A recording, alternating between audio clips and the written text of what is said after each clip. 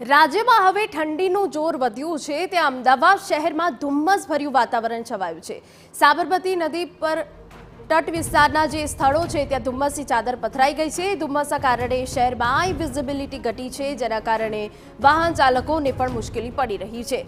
સાબરમતી નદી પટ વિસ્તારમાં અને અન્ય સ્થળો પર હાલ ધુમ્મસનું સામ્રાજ્ય।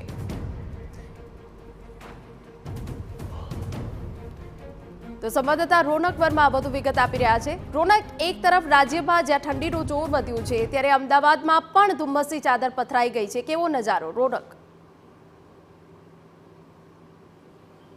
બિલકુલથી રાજ્યવાસીઓ, દેશવાસીઓ નવા વર્ષની સાથે સાથે જે કહી શકાય એ જે પ્રથમ સવારમાં જ એક ગુલાબી ઠંડીનો સામનો કરી રહ્યા છે। તેની સાથે સાથે અમદાવાદ શહેર સહિતના વિસ્તારોની વાત કરવામાં આવે તો ત્યાં અત્યારે ધુમ્મસભર્યું વાતાવરણ જોઈ શકાય છે। આપ સીધા જ દ્રશ્ય જોઈ રહ્યા છો અમદાવાદના આઇકોનિક પ્લેસ અટલ બ્રિજ અને આસપાસના વિસ્તારની, કે જ્યાં આગળ ધુમ્મસભર્યું વાતાવરણ અત્યારે સ્પષ્ટ રીતે જોઈ શકાય છે। સામાન્ય રીતે વહેલી સવારે આ પ્રકારના દ્રશ્યો અમદાવાદમાંથી સામે આવતા હોય છે, પરંતુ જે પ્રકારે તાપમાનમાં ફેરફાર થયો છે, 9 વાગ્યાની આસપાસનો સમય છે, તેમ છતાં પણ ધુમ્મસ અત્યારે શહેરભરમાં પથરાયેલી જોવા મળી રહી છે। ખાસ કરીને ઠંડીની વાત કરીએ તો જે તાપમાનનો પારો છે તેમાં પણ ઘટાડો છે તે જોવા મળ્યો છે।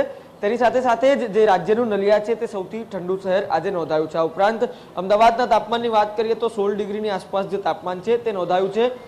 આ ઉપરાંત જે રાત્રિનું એટલે કે ન્યૂનતમ તાપમાન છે તેમાં પણ ઘટાડો જોવા મળ્યો છે। જે પ્રમાણે હવામાન વિભાગ અને જે હવામાન નિષ્ણાતોએ આગાહી કરી હતી નવા વર્ષની સાથે જ રાજ્યવાસીઓને ઠંડીનો સામનો કરવો પડશે, તે જ પ્રકારે હવે વાતાવરણ પણ ક્યાંક ને ક્યાંક થતું હોય તે પ્રકારે દેખાઈ રહ્યું છે। જેમ જેમ આજે દિવસ આગળ જશે તેમ તેમ મોસમ વિભાગ તરફથી જે નવી આગાહી છે તે કરવામાં આવશે, પરંતુ અગાઉ જે આગાહી કરવામાં આવી હતી તે પ્રમાણે જે રાજ્યની કહી શકાય કે ઠંડી છે તેમાં ઉત્તરોત્તર હવે વધારો થઈ રહ્યો છે। લોકો ઠંડીનો સામનો કરી રહ્યા છે। તેની સાથે સાથે જ અમદાવાદ શહેર સહિત આસપાસના વિસ્તારોમાં અત્યારે ધુમ્મસભર્યું વાતાવરણ છે, તેના કારણે વિઝિબિલિટી ડાઉન થઈ છે।